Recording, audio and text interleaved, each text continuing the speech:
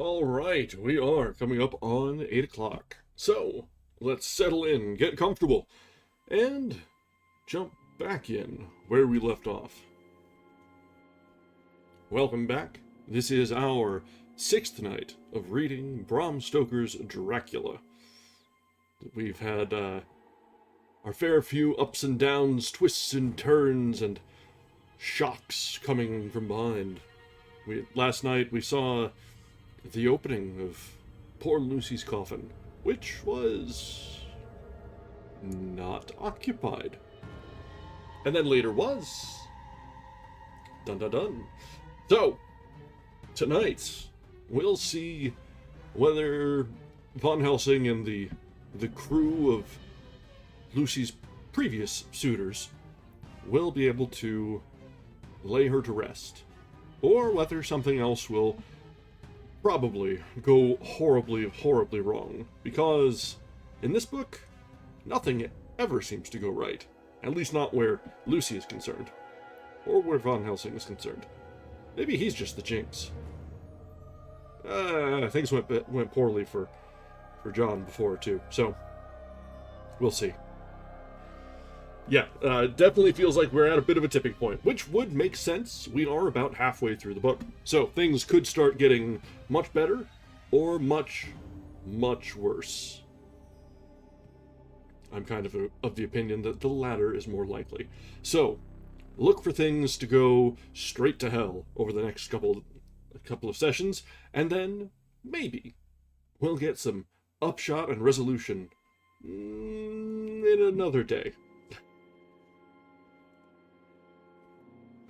Alright, so let's go ahead and jump back in to where we left off last time, with Chapter 16. Dr. Seward's Diary. Continued. It was just a quarter before 12 o'clock, when we got into the churchyard over the low wall. The night was dark, with occasional gleams of moonlight between the rents of the heavy clouds that scudded across the sky. We all kept somehow close together, with Van Helsing slightly in front as he led the way. When we had come close to the tomb, I looked well at Arthur, for I feared that the proximity to a place laden with so sorrowful a memory would upset him. But he bore himself well. I took it that the very mystery of the proceeding was in some way a counteractant to his grief. The professor unlocked the door, and, seeing a natural hesitation amongst us for various reasons, solved the difficulty by entering first himself. The rest of us followed, and he closed the door. He then lit a dark lantern and pointed to the coffin. Arthur stepped forward hesitatingly. Van Helsing said to me, "You were with me here yesterday. Was the body of Miss Lucy in that coffin?" It was.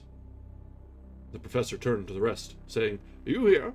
And yet there is no one who does not believe with me." He took his screwdriver and again took off the lid of the coffin. Arthur looked on, very pale but silent. When the lid was removed, he stepped forward.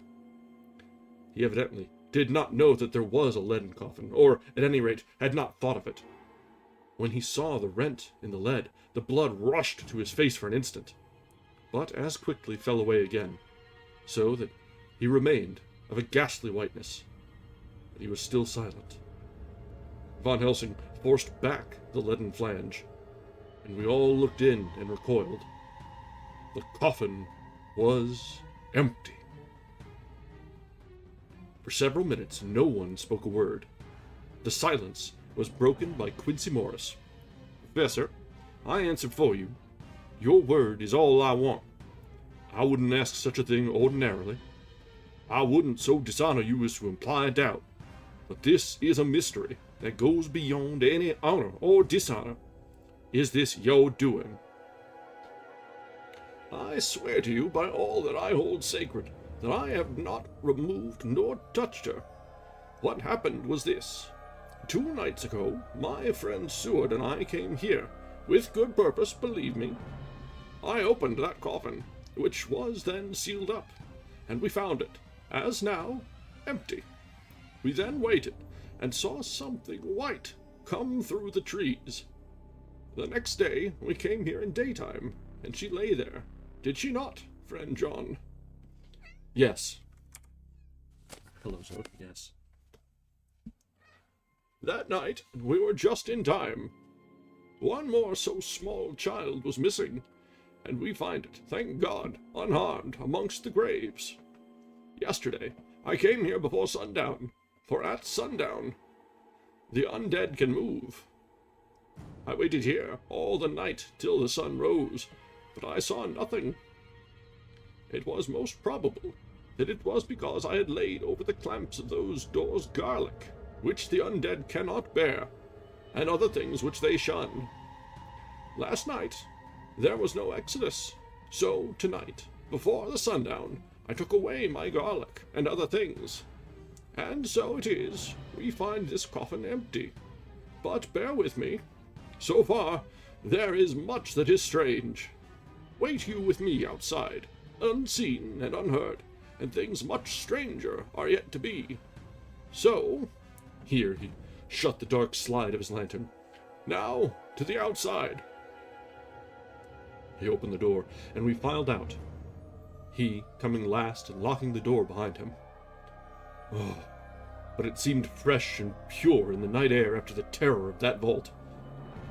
How sweet it was to see clouds race by, and the passing gleams of the moonlight between the scudding clouds crossing and passing, like the gladness and sorrow of a man's life. How sweet it was to breathe the fresh air that had no taint of death and decay. How humanizing to see the red lighting of the sky beyond the hill, and to hear far away the muffled roar that marks the life of a great city. Each, in his own way, was solemn and overcome.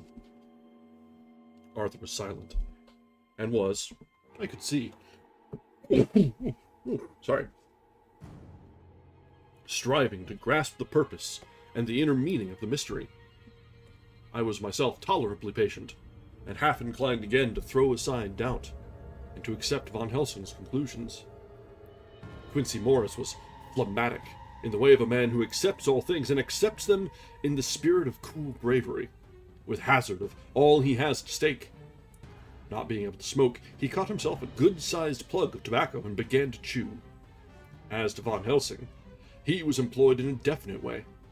First, he took from his bag a mass of what looked like thin, wafer-like biscuit, which was carefully rolled up in a white napkin. Next, he took out a double handful of some whitish stuff, like dough or putty. He crumbled the wafer up fine, and worked it into the mass between his hands. This he then took, rolling it into thin strips, and began to lay them into the crevices between the door and its setting in the tomb. I was somewhat puzzled at this, and being close, I asked him what it was he was doing.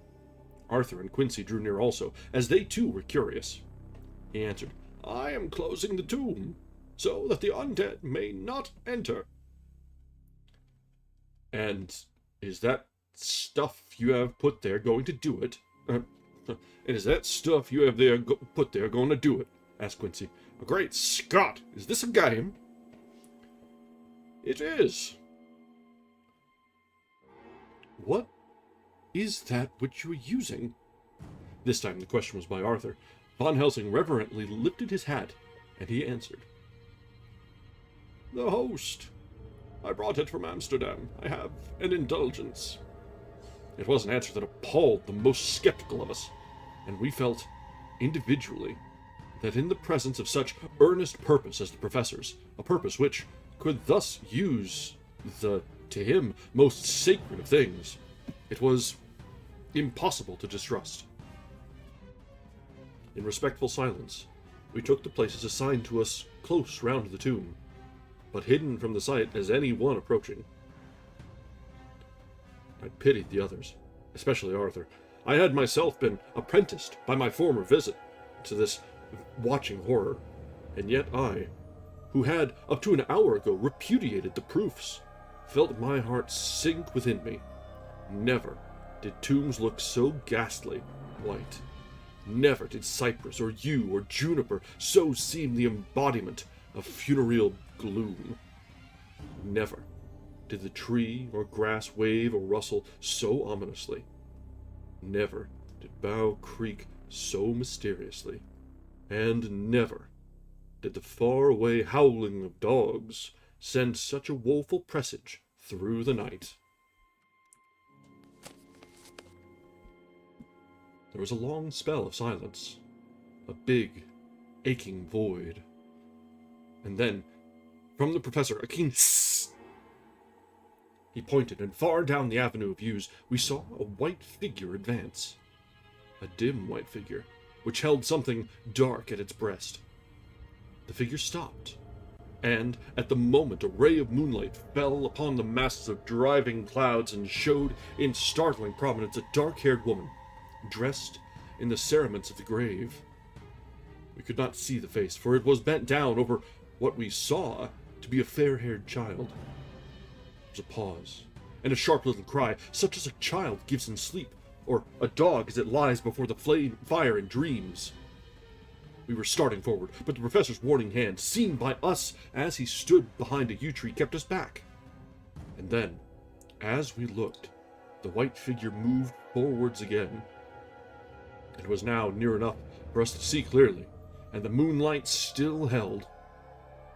My own heart grew cold as ice, and I could hear the gasp of Arthur as we recognized the features of Lucy Westenra.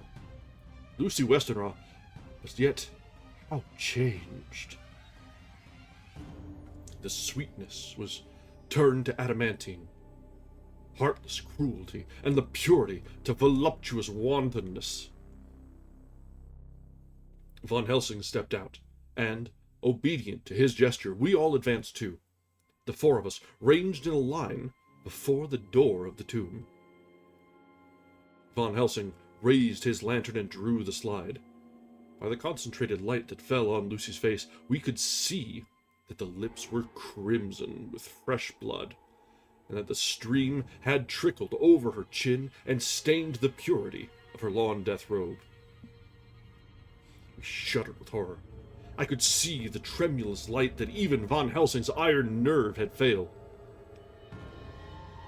Arthur was next to me, and if I had not seized his arm and held him up, he would have fallen. When Lucy, I call the thing that was before us Lucy because it bore her shape, saw us, she drew back with an angry snarl such as a cat gives when taken unawares. Then her eyes ranged us over. Lucy's eyes in form and color, but Lucy's eyes unclean and full of hellfire instead of the pure, gentle orbs we knew.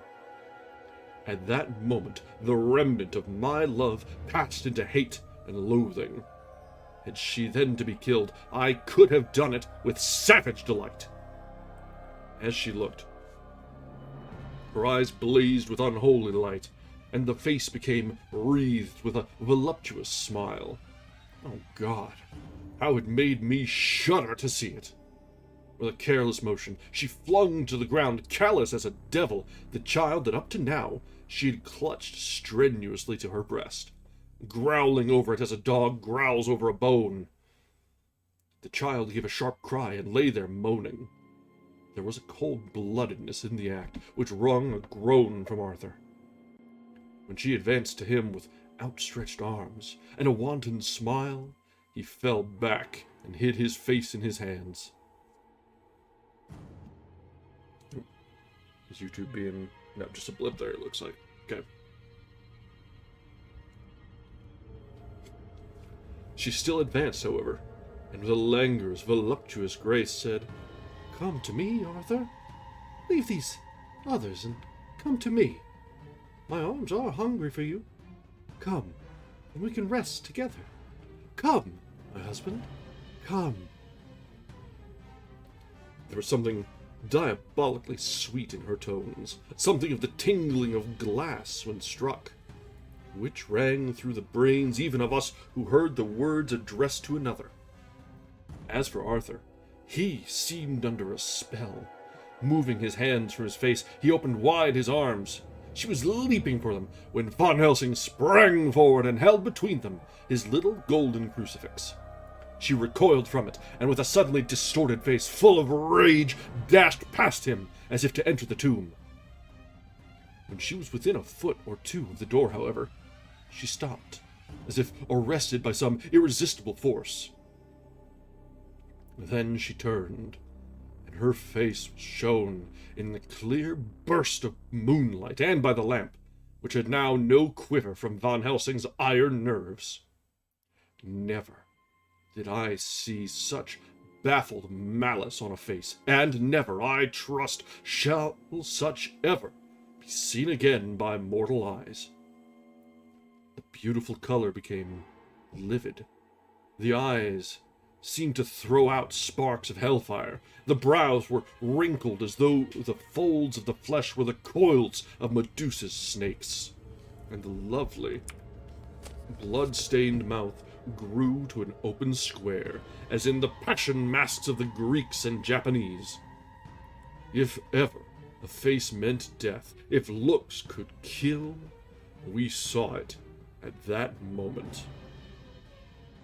And so, for full half a minute, which seemed an eternity, she remained between the lifted crucifix and the sacred closing of her means of entry. Van Helsing broke the silence by asking Arthur, "Answer me, O my friend. Am I to proceed in my work?" Arthur threw himself on his knees and hid his face in his hands as he answered, "Do as you will, friend. Do as you will. There can be no horror like this ever any more." And he groaned in spirit. Quincy and I simultaneously moved towards him and took his arms. We could hear the click of the closing lantern as Van Helsing held it down. Coming close to the tomb, he began to remove from the chinks some of the sacred emblem which he had placed there. We all looked on in horrified amazement as we saw, when he stood back, the woman, the corporeal body, as real as that at that moment as our own, pass in through the interstice where scarce a knife blade could have gone. We all felt a glad sense of relief when we saw the professor calmly restoring the strings of putty to the edges of the door. When this was done, he lifted the child and said, "Come now, my friends, we can do no more till tomorrow. There's a funeral at noon, so here we shall all come before or long after that. The friends of the dead will all be gone by 2, and when the sexton lock the gate, we shall remain. Then there is more to do, but not like this of tonight. As for this little one, he is not much harm, and by tomorrow night he shall be well. We shall leave him where the police will find him, as on the other night, and then to home." Coming close to Arthur, he said, "My friend Arthur, you have had a sore trial, but after, when you look back, you will see how it was necessary. You are now in the bitter waters, my child. By this time tomorrow you will, please God, have passed them, and have drunk of the sweet waters. So do not mourn overmuch. Till then, I shall not ask you to forgive me." Arthur and Quincy came home with me. We tried to cheer each other on the way. We had left the child in safety and were tired. So we all slept with more or less reality of sleep.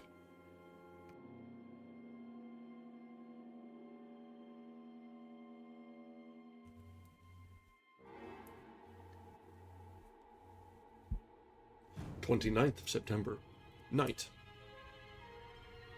A little before 12 o'clock, we 3, Arthur, Quincy Morris, and myself, called for the professor. It was odd to notice that by common consent we had all put on black clothes. Of course, Arthur wore black, for he was in deep mourning, but the rest of us wore it by instinct.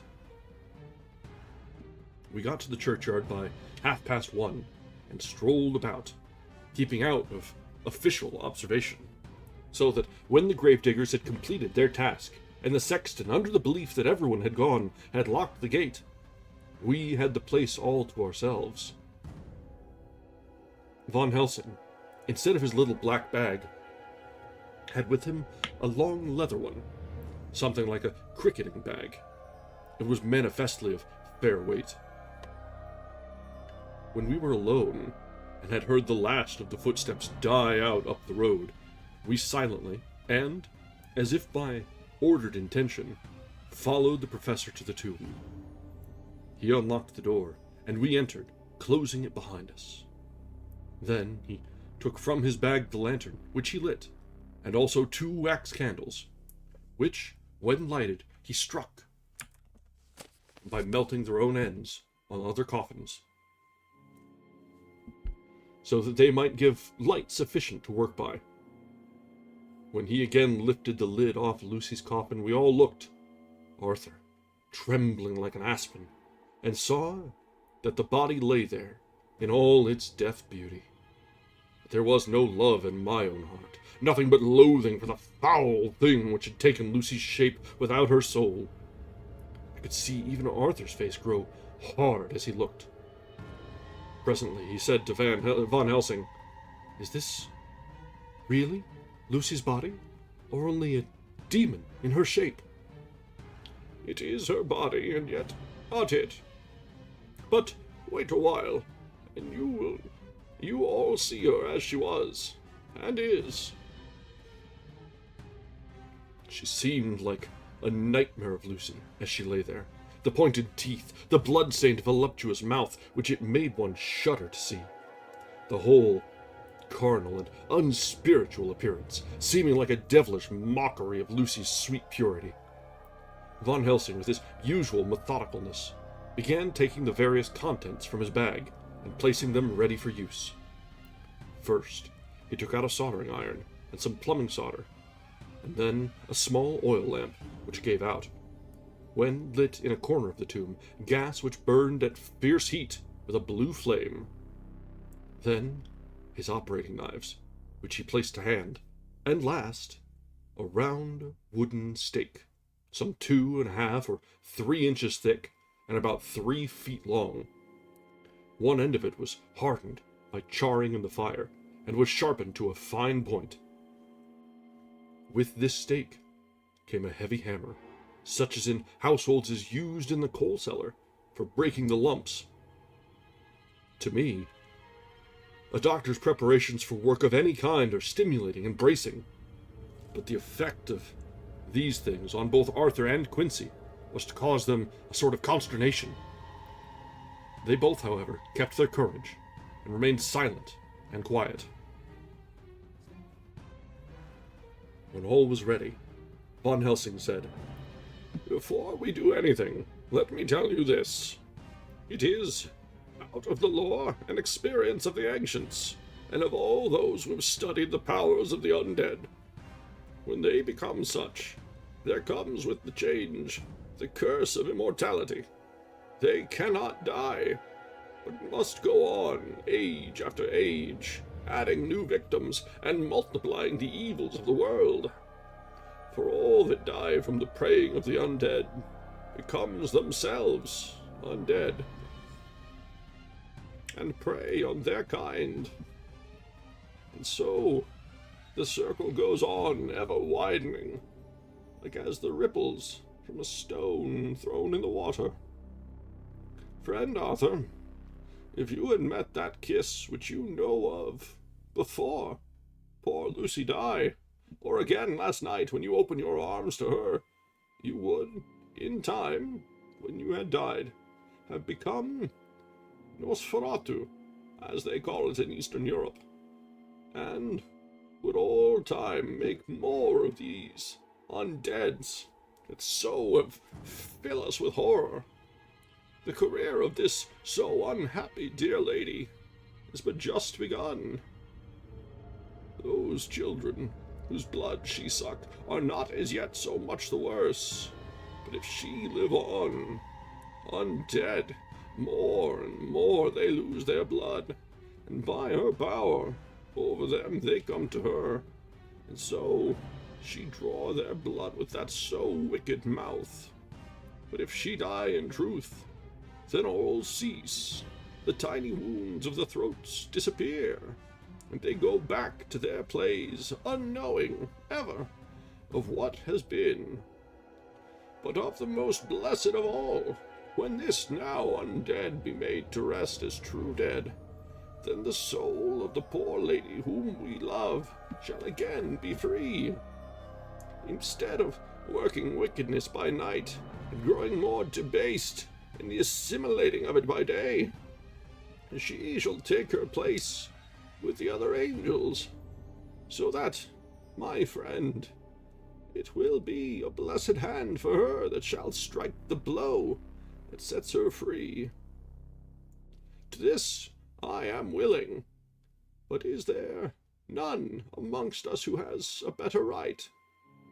Will it be no joy to think of hereafter in the silence of the night, when sleep is not? It was my hand that sent her to the stars. It was the hand of him that loved her best, the hand of all she would have herself chosen, had it been to her to choose. Tell me, is there, if there be such a one amongst us? We all looked at Arthur. He saw, too, what we all did. The infinite kindness which suggested that his should be the hand which would restore Lucy to us as a holy and not an unholy memory. He stepped forward and said bravely, though his hand trembled and his face was as pale as snow, "My true friend, from the bottom of my broken heart, I thank you. Tell me what I am to do. I shall not falter." Von Helsing laid a hand on his shoulder and said, "Brave lad, a moment's courage, and it is done. This stake must be driven through her. It will be a fearful ordeal. Be not deceived in that. But it will be only a short time, and you will then rejoice more than your pain was great. From this grim tomb you will emerge as though you tread on air. But you must not falter when once you have begun. Only think that we, your true friends, are round you, and that we pray for you all the time." "Go on," said Arthur hoarsely. "Tell me what I am to do." "Take this stake in your left hand, ready to place the point over the heart, and the hammer in your right. Then, when we begin our prayer for the dead, I shall read him. I have here the book, and the others shall follow. Strike in God's name, that so all may be well with the dead that we love, and that the undead pass away." Arthur took the stake and the hammer, and when once his mind was set on action, I was just thinking that yesterday, I was thinking my Helsing was turned into Deckard Cain, and I'm running with it now. Arthur took the stake and hammer, and when once his mind was set on action, his hands never trembled, nor even quivered. Von Helsing opened his missal and began to read, and Quincy and I followed as well as we could. Arthur placed the point over the heart, and as I looked, I could see its dint in the white flesh. Then he struck with all his might. The thing in the coffin writhed, and a hideous blood-curdling screech came from the opened red lips. The body shook and quivered and twisted in wild contortions. The sharp white teeth champed together till the lips were cut, and the mouth was smeared with a crimson foam. But Arthur never faltered. He looked like a figure of Thor, as his untrembling arm rose and fell, driving deeper and deeper the mercy-bearing stake, whilst the blood from the pierced heart welled and spurted up around it. His face was set, and high duty seemed to shine through it. The sight of it gave us courage, so that our voices seemed to ring through the little vault. And then the writhing and quivering of the body became less, and the teeth seemed to champ and the face to quiver. Finally, it lay still. The terrible task was over. The hammer fell from Arthur's hand. He reeled and would have fallen had we not caught him. The great drops of sweat sprang from his forehead, and his breath came in broken gasps. It had indeed been an awful strain on him, and had he not been forced to his task by more than human considerations, he could never have gone through with it. For a few minutes, we were so taken up with him that we did not look towards the coffin. When we did, however, a murmur of startled surprise ran from one to the other of us. We gazed so eagerly that Arthur rose, for he had been seated on the ground, and came and looked too. And then a glad, strange light broke over his face, and dispelled altogether the gloom of horror that lay upon it.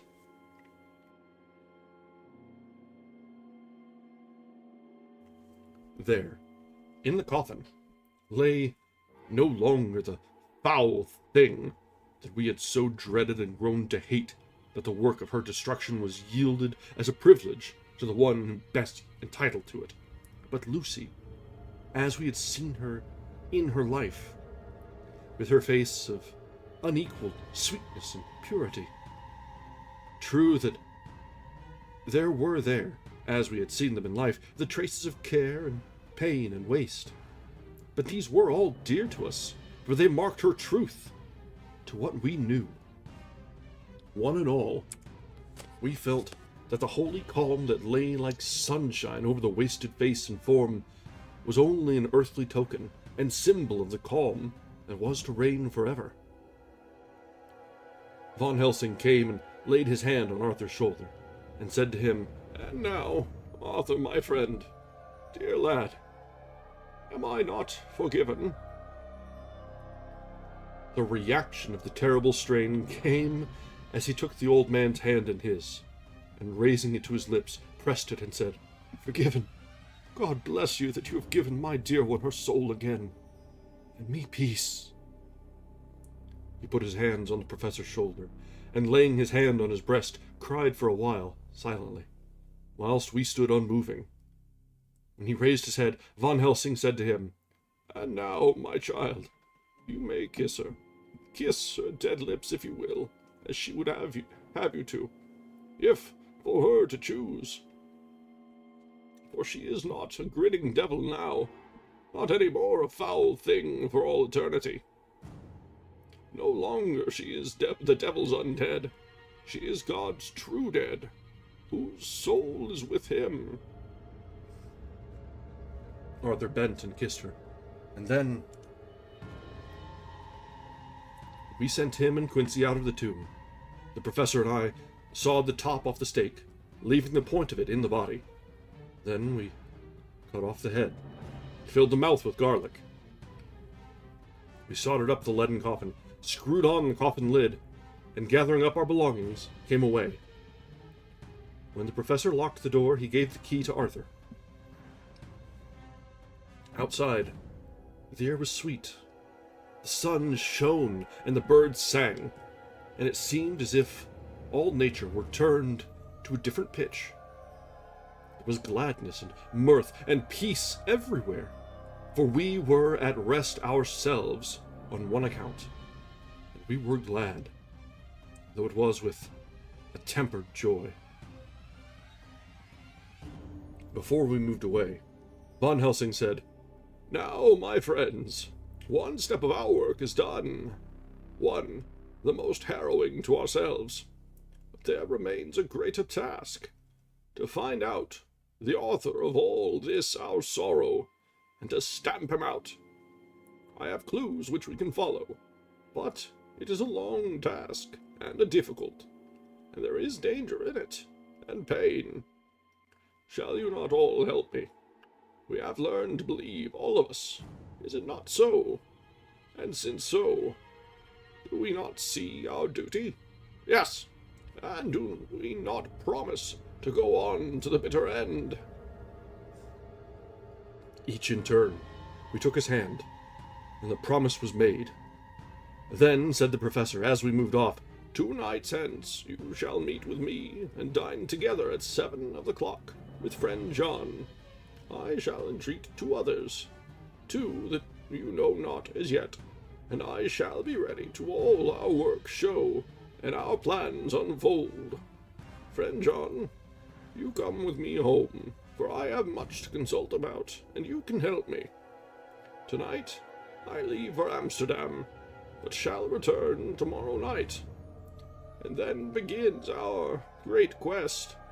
But first, I shall have much to say, so that you may know what is to do and to dread. Then our promise shall be made to each other anew, for there is a terrible task before us, and once our feet are on the plowshare, we must not draw back.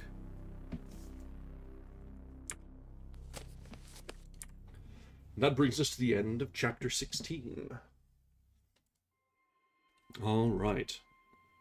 That actually had some...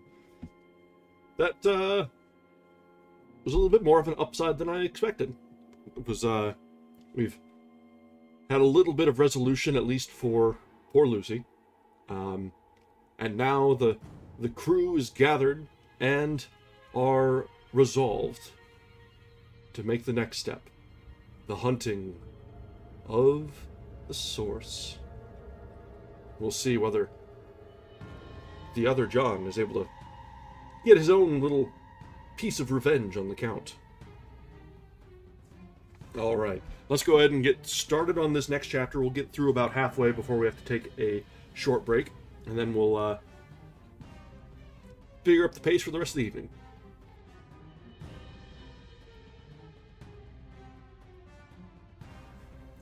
So, Chapter 17, Dr. Seward's Diary, continued.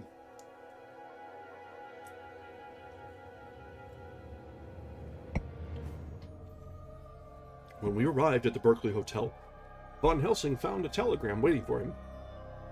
And coming up by train, Jonathan at Whitby. Important news. Mina Harker. The professor was delighted. "Ah, that wonderful Madam Mina," he said. "Pearl among women. She arrived, but I cannot stay. She must go to your house, friend John. You must meet her at the station. Telegraph her en route, so that she may be prepared." When the wire was dispatched, he had a cup of tea.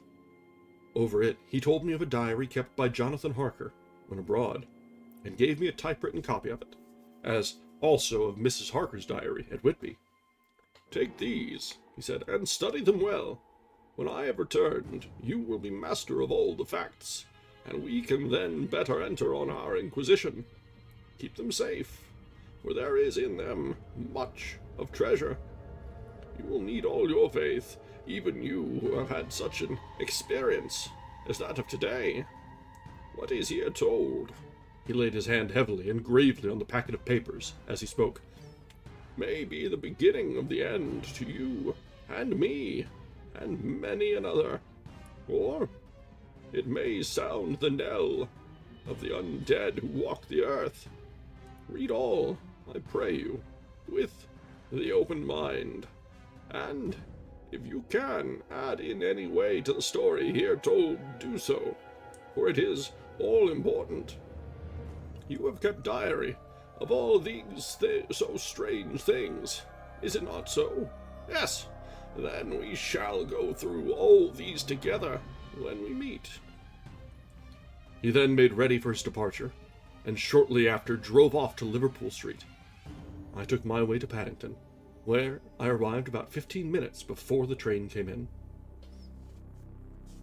The crowd melted away, after the bustling fashion common to arrival platforms, and I was beginning to feel uneasy, lest I might miss my guest, when a sweet-faced, dainty-looking girl stepped up to me, and, after a quick glance, said, "Dr. Seward, is it not?"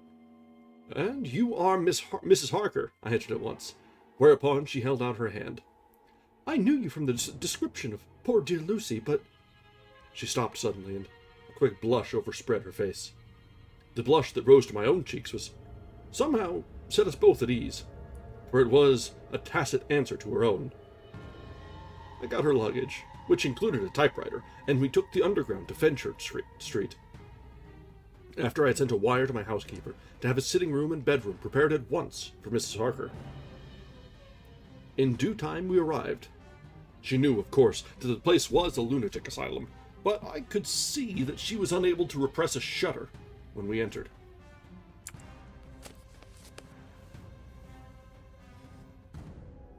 She told me that, if she might, she would come presently to my study, as she had much to say. So here I am finishing my entry in my phonograph diary whilst I await her.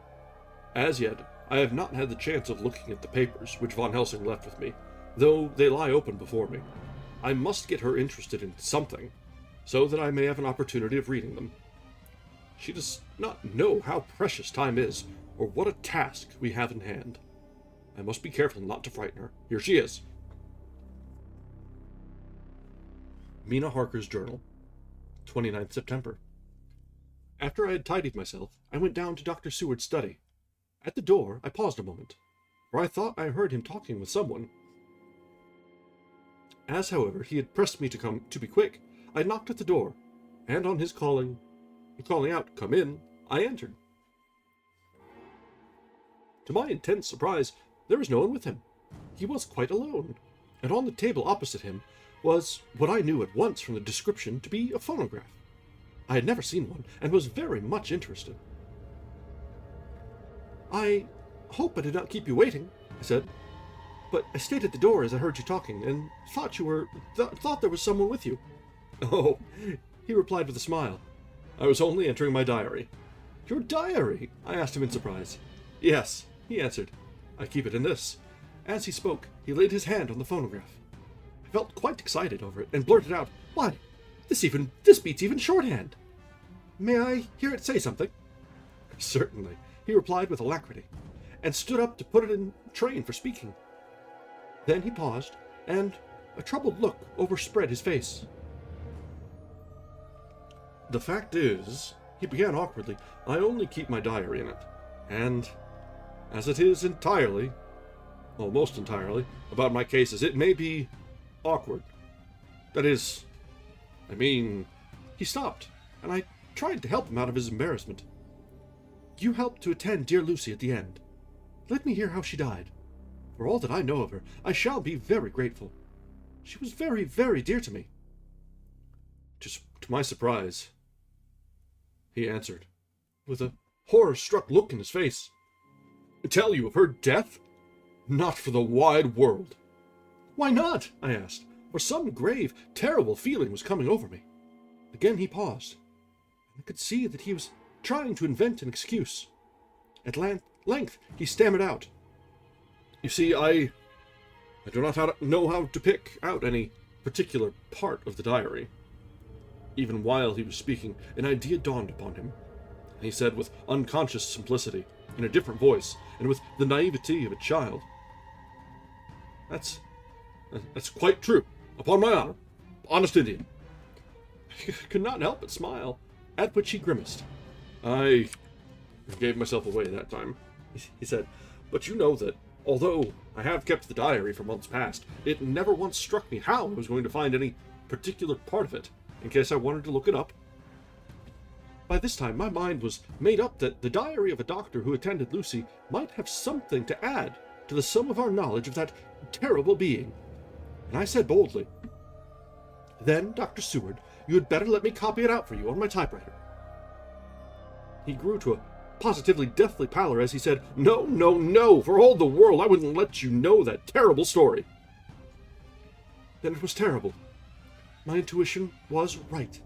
For a moment I thought, and as my eyes ranged the room so unconsciously looking for something or some opportunity to aid me, they lit on a great batch of typewriting on the table. His eyes caught the look in mine, and, without his thinking, followed their direction. As they saw the parcel, he realized my meaning. "You do not know me," I said. "When you have read those papers, my own diary, and my husband's also, which I have typed, you will know me better. I have not faltered in giving every thought of my own heart in this cause. But, of course, you do not know me, yet, and I must not expect you to trust me so far." He is certainly a man of noble nature. Poor dear Lucy was right about him. He stood up and opened a large drawer, in which were arranged a number of hollow cylinders of metal, covered with dark wax, and said, "You are quite right. I did not trust you because I did not know you. But I know you now. Let me say that I should have known you long ago. I know that Lucy told you of me. She told me of you, too. May I make the only atonement in my power? Take the cylinders and hear them. The first half-dozen of them are personal to me, and they will not horrify you. Then you will know me better. Dinner will by then be ready. In the meantime, I shall read over some of these documents, and shall be better able to understand certain things." He carried the phonograph himself up to my sitting room and adjusted it for me. "Now I shall learn something pleasant, I am sure, for it will tell me the other side of a true love episode, of which I know one side already." Dr. Seward's Diary, 29th September. I was so absorbed in that wonderful diary of Jonathan Harker and that other of his wife that I let the time run on without thinking. Mrs. Harker was not down when the maid came to announce dinner, so I said, "She is probably tired. Let dinner wait an hour," and I went on with my work. I had just finished Mrs. Harker's diary when she came in. She looked sweetly pretty, but very sad, and her eyes were flushed with crying. This somehow moved me much. Of late, I have had cause for tears, God knows, but the relief of them was denied me. And now, the sight of those sweet eyes, brightened with recent tears, went straight to my heart. So I said as gently as I could, "I greatly fear I have distressed you." "Oh, no, not distressed me," she replied, "but I have been more touched than I can say by your grief. This is a wonderful machine, but it is cruelly true. It told me, in its very tones, the anguish of your heart. It's like a soul crying out to Almighty God. No one must hear them spoken ever again. See, I have tried to be useful. I have copied out the words on my typewriter, and none other need now hear your heart beat as I did." "No one need ever know, shall ever know," I said in a low voice. She laid her hand on mine and said very gravely, "Ah, but they must." "Must? But why?" I asked. "Because it is a part of the terrible story, a part of poor dear Lucy's death, and all that led to it. Because, in the struggle which we have before us to rid the earth of this terrible monster, we must have all the knowledge and all the help which we can get. I think that the cylinders which you gave me contained more than you intended me to know, but I can see that there are in your record many lights to this dark mystery. You will let me help, will you not? I know all up to a certain point, and I see already, though your diary only took me to 7th of September, how poor Lucy was beset, and how her terrible doom was being wrought out. Jonathan and I have been working day and night since Professor Van Helsing saw us. He has gone to Whitby to get more information, and he will be here tomorrow to help us. We need have no secrets amongst us. Working together, and with absolute trust, we can surely be stronger than if some of us were in the dark." She looked at me so appealingly, and at the same time manifested such courage and resolution in her bearing, that I gave in at once to her wishes. "You shall," I said, "do as you like in the matter. God forgive me if I do wrong. There are terrible things yet to learn of, but if you have so far traveled on the road to poor Lucy's death, you will not be content, I know, to remain in the dark. Nay, the end, the very end, may give you a gleam of peace. Come, there is dinner. We must keep one another strong for what is before us. We have a cruel and a dreadful task. When you have eaten, you shall learn the rest, and I shall answer any questions you ask, if there be anything which you do not understand, though it was apparent to us who were present." Mina Harker's Journal, 29th of September.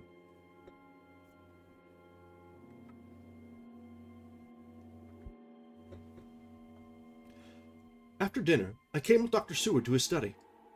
He brought back the phonograph from my room, and I took my typewriter.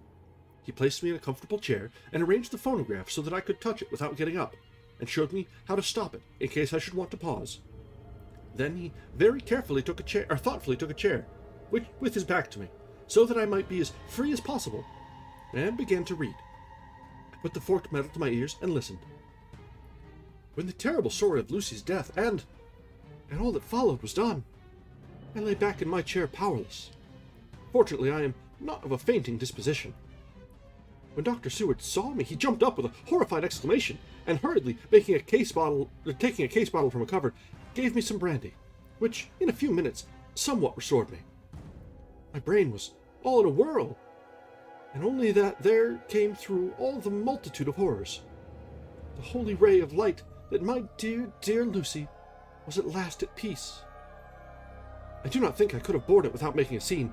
It is all so wild and mysterious and strange that if I had not known Jonathan's experience in Transylvania, I could not have believed. As it was, I didn't know what to believe, and so got out of my difficulty by attending to something else. I took the cover off my typewriter and said to Dr. Seward, "Let me write this all out now. You must be ready for Dr. Van Helsing when he comes. I have sent a telegram to Jonathan to come on here when he arrives in London from Whitby. In this matter, dates are everything, and I think that if we get all our material ready and have every item put in chronological order, we shall have done much. You tell me that Lord Godalming and Mr. Morris are coming too. Let us be able to tell him when they come." He accordingly set the phonograph at a slow pace, and I began to typewrite from the beginning of the 7th cylinder. I used manifold, and so took 3 copies of the diary, just as I had done with all the rest. It was late when I got through, but Dr. Seward went about his work of going his round of the patients. When he had finished, he came back and sat near me, reading, so that I did not feel too lonely whilst I worked. How good and thoughtful he is. The world seems full of good men, even if there are monsters in it. Before I left him, I remembered what Jonathan put in his diary, of the professor's perturbation at reading something in an evening paper at the station at Exeter. So, seeing that Dr. Seward keeps his newspapers, I borrowed the files of the Westminster Gazette and the Pall Mall Gazette, and took them to my room. I remember how much the Daily Graph and the Whitby Gazette, of which I had made cuttings, helped us to understand the terrible events at Whitby when Count Dracula landed. So, I shall look through the evening papers since then, and, perhaps, I shall get some new light. I am not sleepy, and the work will help to keep me quiet. Dr. Seward's Diary. 30th of September. Mr. Harker arrived at 9 o'clock.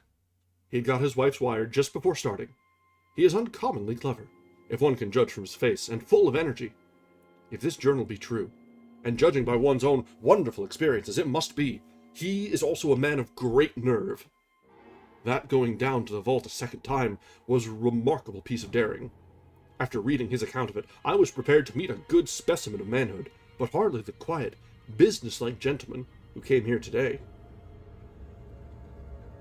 Later, after lunch, Harker and his wife went back to their own room, and, as I passed a while ago, I heard the click of the typewriter. They are hard at it. Mrs. Harker says that they are knitting together in chronological order every scrap of evidence they have. Harker has got the letters between the consignee of the boxes at Whitby and the carriers in London who took charge of them. He is now reading his wife's typescript of my diary. I wonder what they make out of it. Here it is. Strange that it never struck me that the very next house might be the Count's hiding place. Goodness knows that we had enough clues from the conduct of the patient Renfield. The bundle of letters relating to the purchase of the house were with the typescript. Oh, if we had only had them earlier, we might have saved poor Lucy. Stop. That way madness lies. Harker has gone back, and is again collating his material. He says that, by dinner time, they will be able to show a whole connected narrative. He thinks that, in the meantime, I should see Renfield, as, hitherto, he has been a sort of index to the coming and going of the Count. I hardly see this yet, but when I get at the dates, I suppose I shall. What a good thing that Mrs. Harker put my cylinders into type. We never could have found the dates otherwise. I found Renfield sitting placidly in his room, with his hands folded, smiling benignly. At the moment, he seemed as sane as anyone I ever saw. I sat down and talked with him on a lot of subjects, all of which he treated naturally. He then, of his own accord, spoke of going home, a subject he has never mentioned to my knowledge during his sojourn here. In fact, he spoke quite confidently of getting his discharge at once. I believe that, had I not had the chat with Harker and read the letters and the dates of his outbursts, I should have been prepared to sign for him after a brief time of observation. As it is, I am darkly suspicious. All those outbreaks were in some way linked with the proximity of the Count. What, then, does this absolute content mean? Can it be that his instinct is satisfied as to the vampire's ultimate triumph? Stay. He is himself zoophagous, and in his wild ravings outside the chapel door of the deserted house, he always spoke of Master. This all seems confirmation of our idea. However, after a while, I came away. My friend is just a little too sane at present to make it safe to probe him too deep with questions. He might begin to think, and then... So, I came away. I mistrust these quiet moods of his. So, I have given the attendant a hint to look closely after him, and have a straight waistcoat ready in case of need.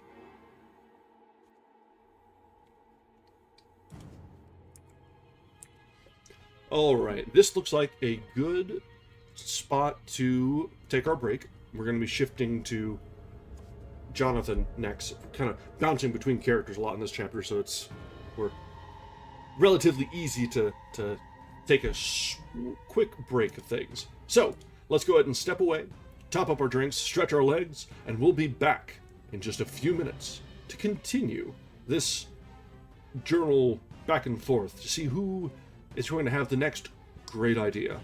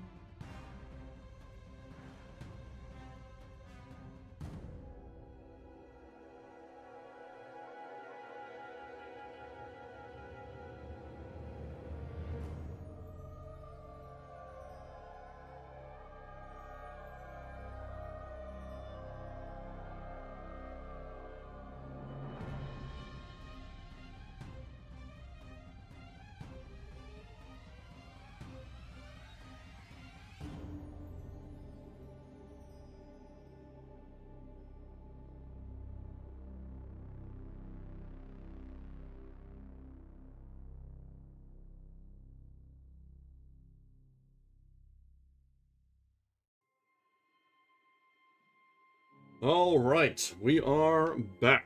So, let's pick back up where we left off and see what Jonathan has to say about this now. So, Jonathan Harker's journal. 29th September, in train to London. When I received Mr. Billington's courteous message that he would give me any information in his power, I thought it best to go down to Whitby and make on the spot such inquiries as I wanted. It was now my object to trace that horrid cargo of the Count's to its place in London. Later, we may be able to deal with it. Billington Jr., a nice lad, led me to the station and brought me to his father's house, where they had decided that I must stay the night. They are hospitable, with true Yorkshire hospitality. Give a guest everything, and leave him free to do as he likes. They all knew that I was busy, and that my stay was short. And Mr. Billington had ready in his office all the papers concerning the consignment of boxes.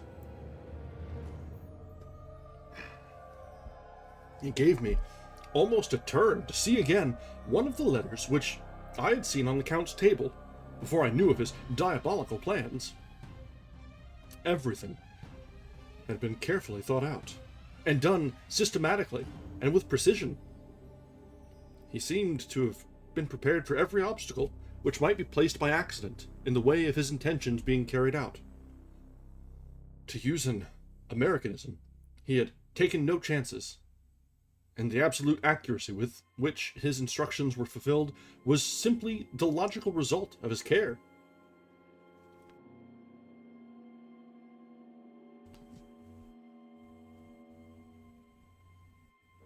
I saw the invoice and took note of it. 50 cases of common earth, to be used for experimental purposes. Also, the copy of letter to Carter Patterson, and their reply. Of both of these I got copies. This was all the information Mr. Billington could give me, so I went down to the port and saw the Coast Guards, the customs officers, and the harbor master. They had all something to say of the strange entry of the ship, which is already taking its place in local tradition.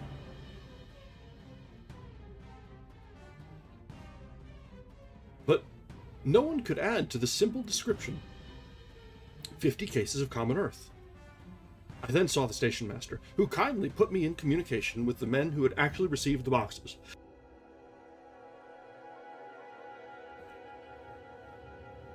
Their tally was exact with the list, and they had nothing to add, except that the boxes were normal and mortal heavy,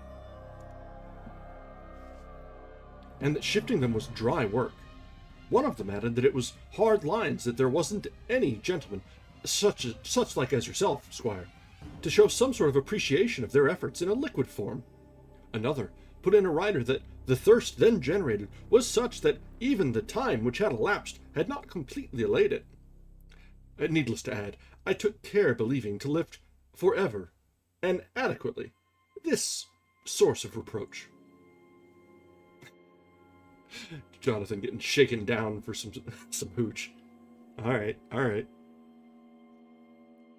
30th of September. The station master was good enough to give me a line to his old companion, the station master at King's Cross, so that when I arrived there in the morning, I was able to ask him about the arrival of the boxes.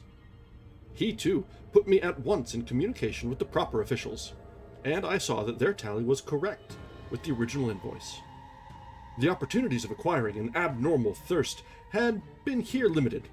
A noble use for them had, however, been made. And again I was compelled to deal with the result in an ex post facto manner.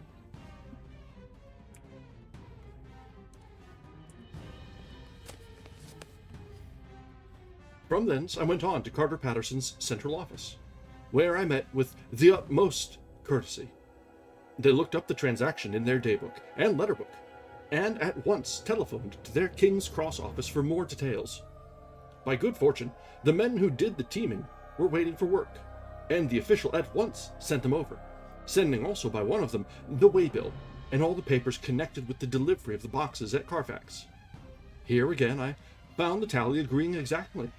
The carrier's men were able to supplement the paucity of the written words with a few details. These were, I shortly found, connected almost solely with the dusty nature of the job, and of the consequent thirst engendered in the operators. On my affording an opportunity, through the medium of the currency of the realm, of the allaying, at a later period, this beneficial evil, one of the men remarked, "That here house, Governor, is the rummiest I ever was in. Blimey!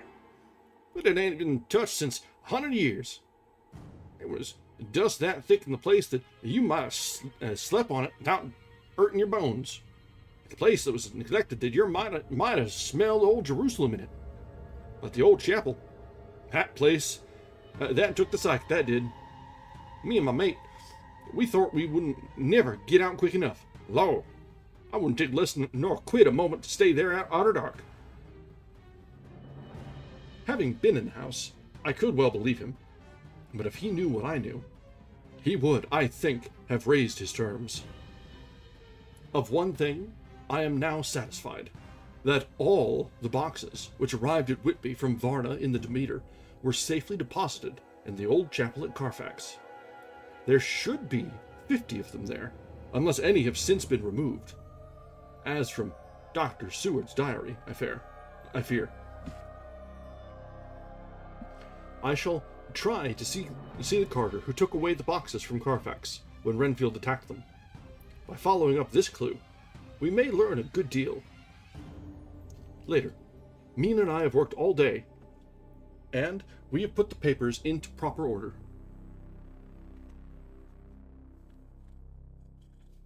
Mina Harker's journal. 30th of September. I am so glad that I hardly know how to contain myself. It is, I suppose, the reaction from the haunting fear which I have had, that this terrible affair and the reopening of his old wound might act detrimentally on Jonathan. I saw him leave for Whitby with as brave a face as I could, but I was sick with apprehension. The effort has, however, done him good. He was never so resolute, never so strong, never so full of volcanic energy as at present. It is just as that dear, good Professor Van Helsing said.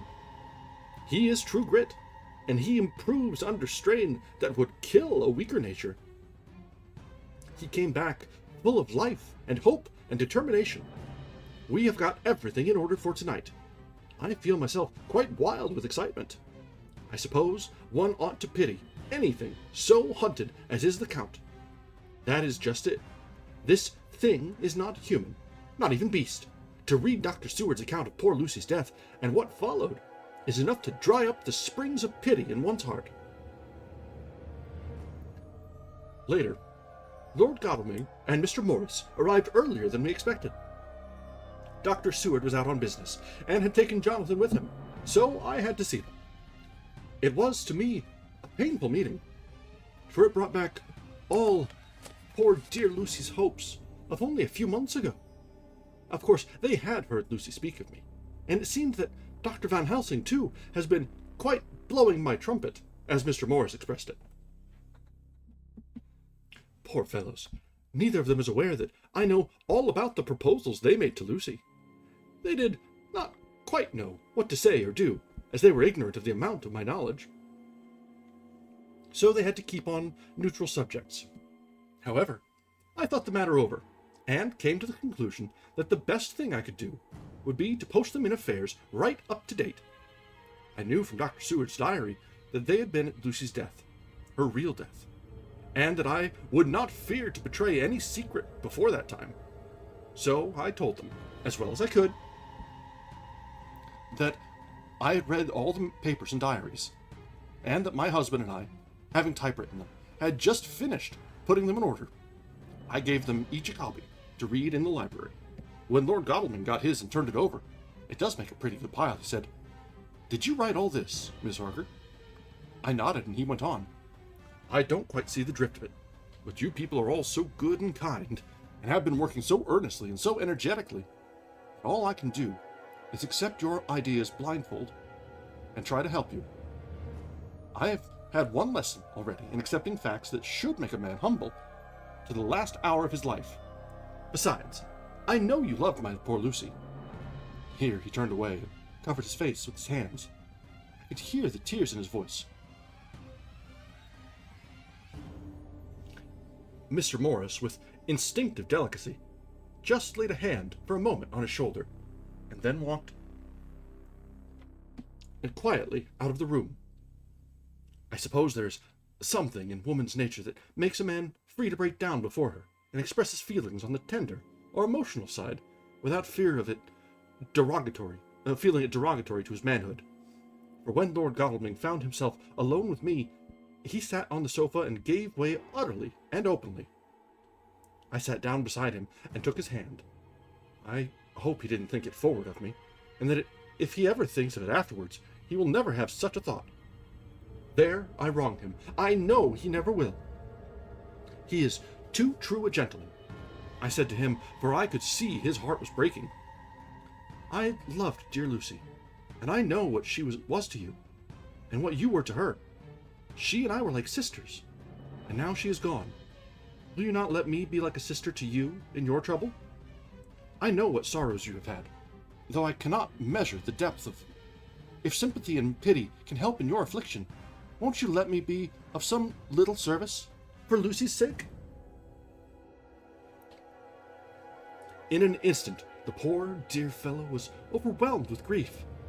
It seemed to me that all that he had of late been suffering in silence found a vent at once. He grew quite hysterical, and raising his open hands, beat his palms together in perfect agony of grief. He stood up and then sat down again, and the tears rained down his cheeks. I felt an infinite pity for him, and opened my arms unthinkingly. With a sob he laid his head on my shoulder, and cried like a wearied child, whilst he shook with emotion. We women have something of the mother in us that makes us rise above smaller matters when the mother spirit is invoked. I felt this big sorrowing man's head resting on me as though it were that of the baby that someday may lie on my bosom, and I stroked his hair as though he were my own child. I never thought at the time how strange it all was.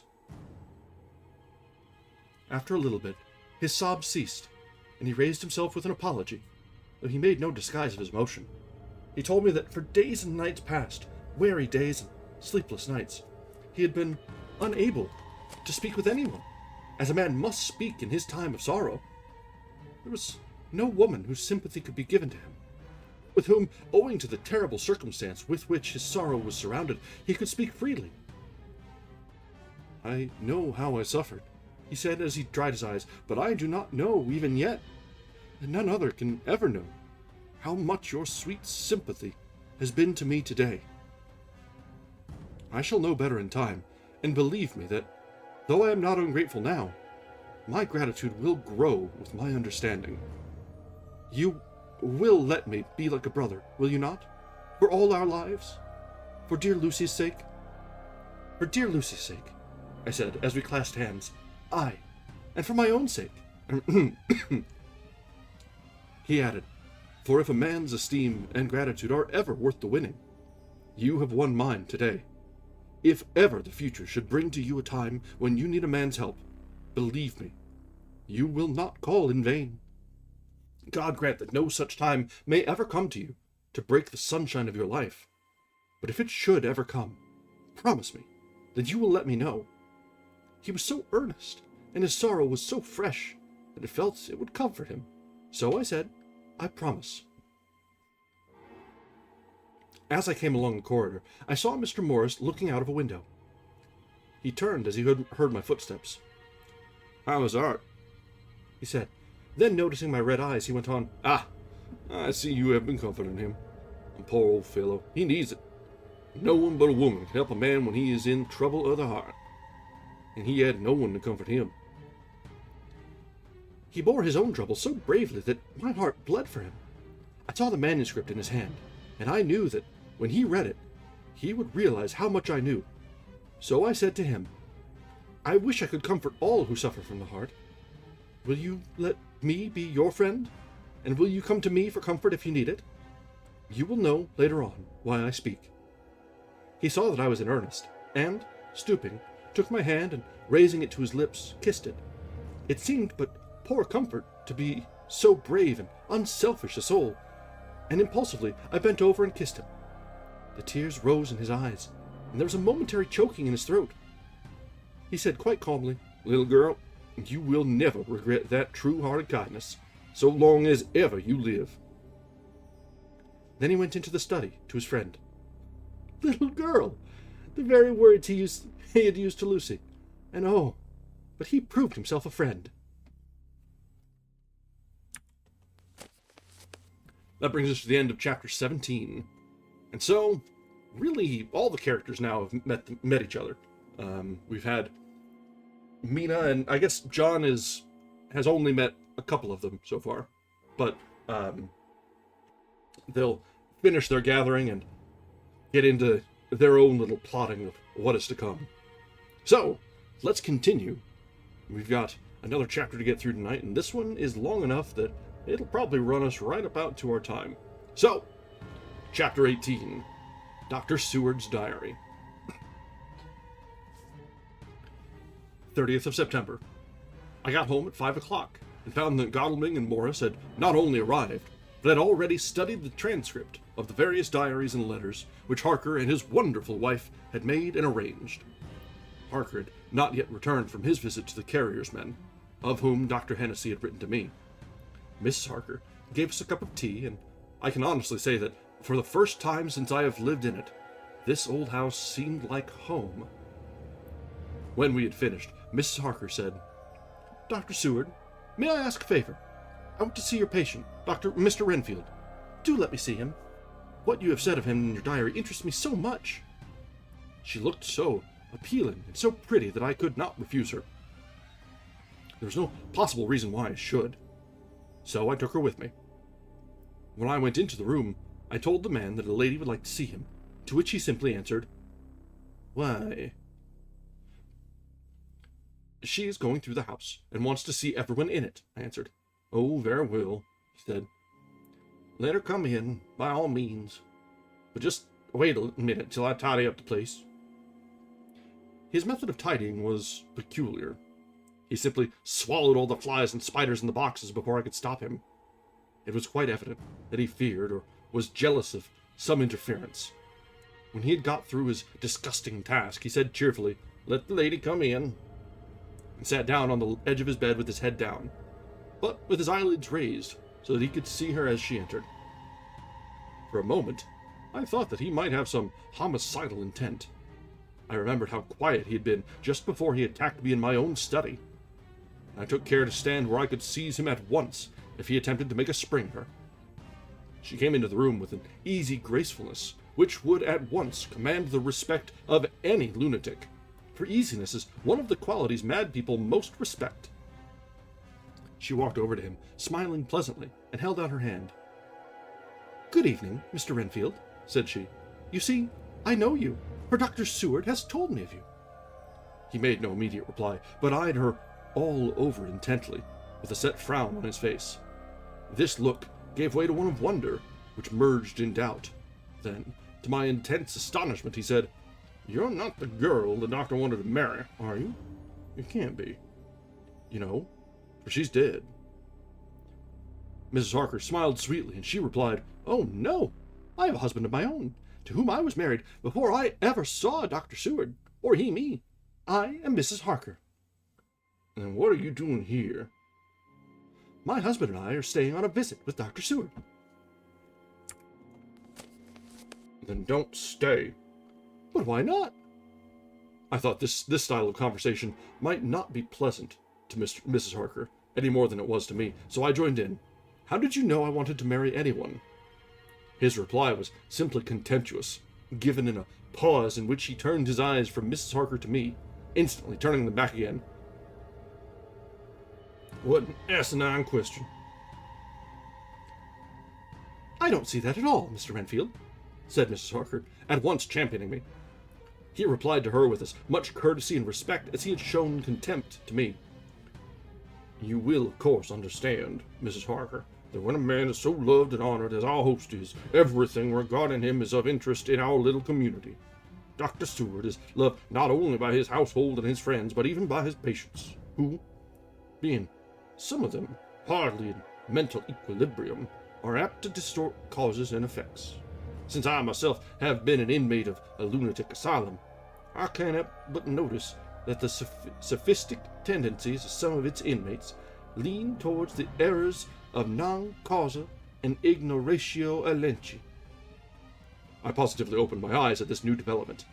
Here was my own pet lunatic, the most pronounced of his type that I had ever met with, talking elemental philosophy, and with the manner of a polished gentleman. I wonder if it was Mrs. Harker's presence which had touched some chord in his memory. If this new phase was spontaneous, or in any way due to her unconscious influence, she must have some rare gift or power.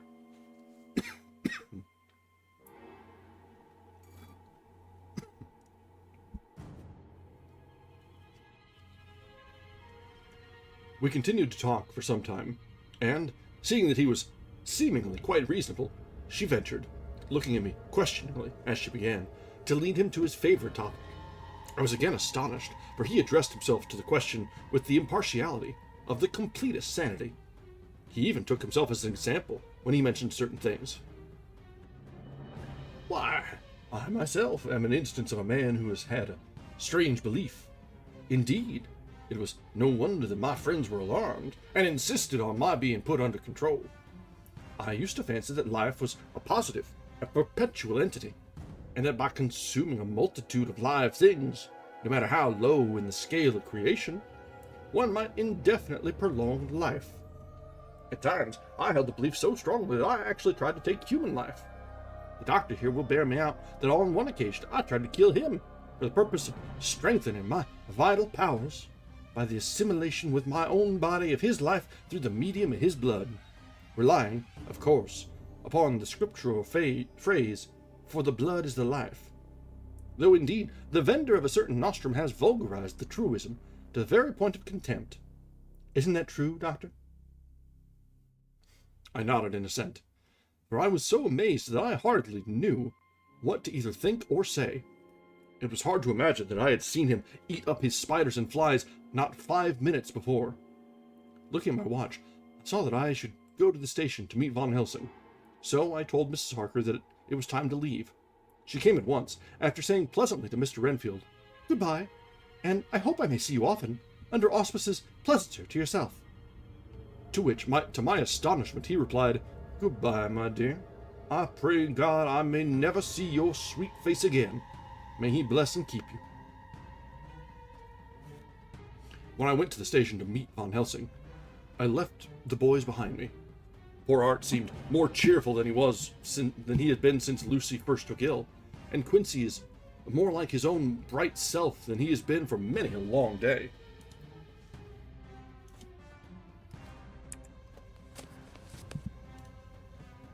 Von Helsing stepped from the carriage with the eager nimbleness of a boy. He saw me at once, and rushed up to me, saying, "Ah, friend John, how goes all? Well, so, I have been busy, for I come here to stay if need be. All affairs are settled with me, and I have much to tell. Madam Mina's with you, yes, and her so fine husband, and Arthur, and my friend Quincy. They're with you too? Good." As I drove to the house, I told him of what had passed, and of how my own diary had come to be of some use through Mrs. Harker's suggestion, at which the professor interrupted me. "Ah, that wonderful Madam Mina! She has the man's brain, a brain that a man should have, were he much gifted, and a woman's heart. The good God fashioned her for a purpose, believe me, when he made that so good combination. Friend John, up to now, fortune has made that woman of help to us. After tonight, she must not have to do with this so terrible affair. It is not good that she run a risk so great. We men are determined, nay, are we not pledged, to destroy this monster? But it is no part for a woman. Even if she be not harmed, her heart may fail her in so much and so many horrors, and hereafter she may suffer, both in waking, from her nerves, and in sleep, from her dreams. And besides, she is young woman, and not so long married. There may be other things to think of sometime, if not now. You tell me she has wrote all, and that she must consult with us. But tomorrow, she say goodbye to this work, and we go alone. I agreed heartily with him, and then I told him what we had found in his absence. That the house which Dracula had bought was the very next one to my own. He was amazed, and a great concern seemed to come on him. Oh, that we had known it before, he said, for then we might have reached him in time to save poor Lucy. However, the milk that is spilt cries not out afterwards, as you say. We shall not think of that, but go on our way to the end. Then he fell into a silence that lasted till we entered my own gateway. Before we went to prepare for dinner, he said to Mrs. Harker, I am told, Madam Mina, by my friend John, that you and your husband have put up in exact order all things that have been up to this moment. Not up to this moment, Professor, she said impulsively, but up to this morning. But why not up to now?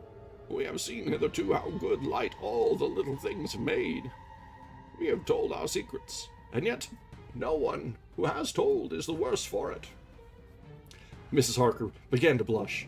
Taking a paper from her pockets, she said, Dr. Van Helsing, will you read this and tell me if it must go in? It is my record of today. I, too, have seen the need of putting down at present everything, however trivial. But there is little in this except what is personal. Must it go in? The professor read it over gravely and handed it back, saying, It need not go in, if you do not wish it. But I pray that it may. It can but make your husband love you the more, and all us, your friends, more honor you, as well as see more esteem and love. She took it back with another blush and a bright smile. And so now, up to this very hour, all the records we have are complete and in order. The professor took away one copy to study after dinner, and before our meeting, which is fixed for 9 o'clock, the rest of us have already read everything. So, when we meet in the study, we shall all be informed as to facts, and can arrange our plan of battle with this terrible and monstrous enemy, a mysterious enemy. Mina Harker's Journal, 30th of September. When we met in Dr. Seward's study 2 hours after dinner, which had been at 6 o'clock, we unconsciously formed a sort of board or committee. Professor Van Helsing took the head of the table, to which Dr. Seward motioned him as he came into the room. He made me sit next to him on his right, and asked me to act as secretary. Jonathan sat next to me. Opposite us were Lord Godalming, Dr. Seward, and Mr. Morris. Lord Godalming being next to the professor, and Dr. Seward in the center. The professor said, I may, I suppose, take it that we are all acquainted with the facts that are in these papers. We all expressed assent. And so he went on. Then it were, I think, good that I tell you something of the kind of enemy with which we have to deal. I shall then make known to you something of the history of this man, which has been ascertained for me. So we then can discuss how we shall act, and can take our measure according. There are such beings as vampires. Some of us have evidence that they exist. Even had we not the proof of our own unhappy experience. The teachings and the records of the past give proof enough for sane peoples. I admit that at the first I was skeptic, were it not that through long years I have trained myself to keep an open mind. I could not have believed until such time as that fact thunder on my ear. See, I prove. Alas, had I known at the first what I know now, nay, had I even guessed at him, one so precious life had been spared to... Hang on, I am getting a call that I should probably keep. So, one moment.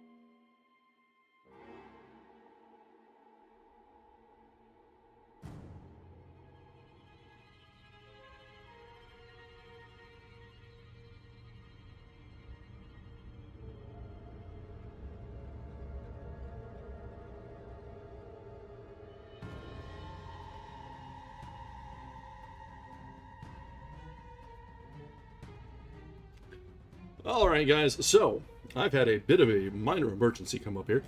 We've got, well, let's go ahead and end a little early tonight. I know it's not a great time and we're a little behind quota, but we've got a top of a chapter here, or a section here that I can trim us off here.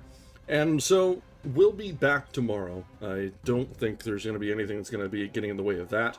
And then we'll, see where the week takes us. But unfortunately, I do need to end here, and we will be back tomorrow. Thank you, as always, for joining us, and until next time, have a wonderful evening. We should be alright, just someone is stranded about 3 states over. That's always a fun adventure. So, till next time, have a wonderful evening. Thank you for joining us, and we'll be back tomorrow. Bye now.